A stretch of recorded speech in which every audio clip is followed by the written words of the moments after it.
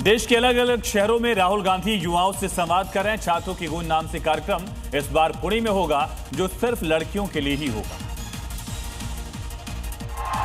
राहुल गांधी ने अपने पुणे कार्यक्रम की जानकारी सोशल मीडिया एक्स पर पोस्ट करके दी। पोस्ट में कार्यक्रम को लेकर स्लोगन दिया गया है कि इस बार लड़कियां बोलेंगी, देश सुनेगा।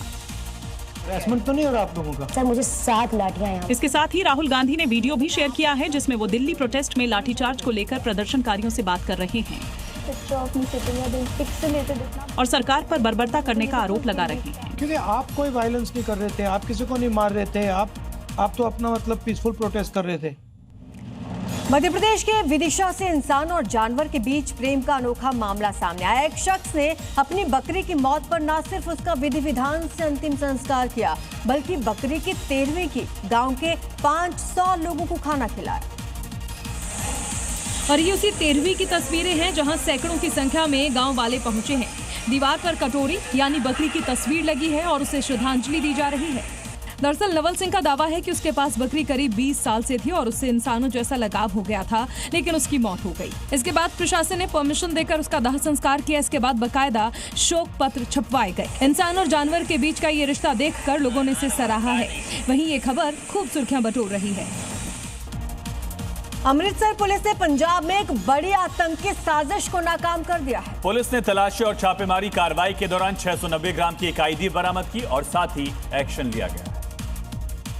पुलिस को आईईडी एक काले रंग के मोम से लिपटे पैकेट में बरामद हुई, जिसके जरिए कई पुलिस ठिकानों को निशाना बनाए जाने की योजना थी। आईईडी के साथ इलेक्ट्रॉनिक डेटोनेटर, बैटरी, टाइमर और लोहे का बॉक्स भी मिला है, जिसको बम डिस्पोजल स्क्वाड की मदद से मौके पर ही डीएक्टिवेट कर मामला दर्ज कर लिया गया है। इसके साथ ही अब पुलिस ये पता लगा रही है कि आईईडी कौन और क्यों लेकर आया। इसके साथ ही ये भी पता लगाने की कोशिश की जा रही है कि आईईडी लाने का मकसद क्या था।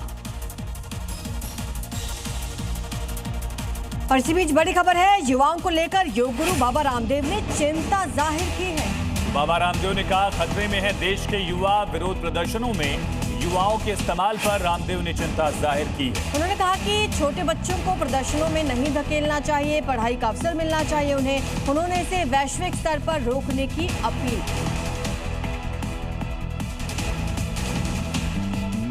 इस समय सबसे बड़ा कोई देश का मुद्दा मानता हूं तो ये कि देश का बचपन कैसे बचे।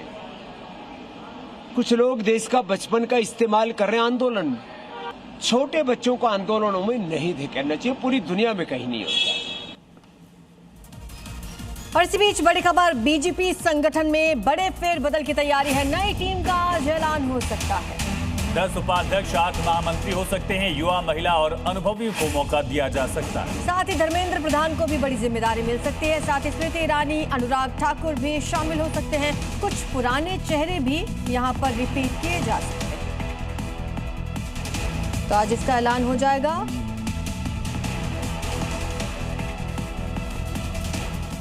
सूत्रों की माने तो आज बीजेपी के राष्ट्रीय अध्यक्ष नितिन नवीन अपनी नई टीम का भी ऐलान कर सकते हैं, जिसमें युवाओं की भावना को सही तरीके से समझा जा सके और उस हिसाब से रणनीति बनाई जा सके। आगामी उत्तर प्रदेश समेत 7 राज्यों को विधानसभा चुनाव में जेएनजी को कैसे साधा जाए। यूपी में करीब 15% जेएनजी वोटर्स हैं, जो कि चुनाव नतीजों को उलटफेर करने का मादा रखते हैं।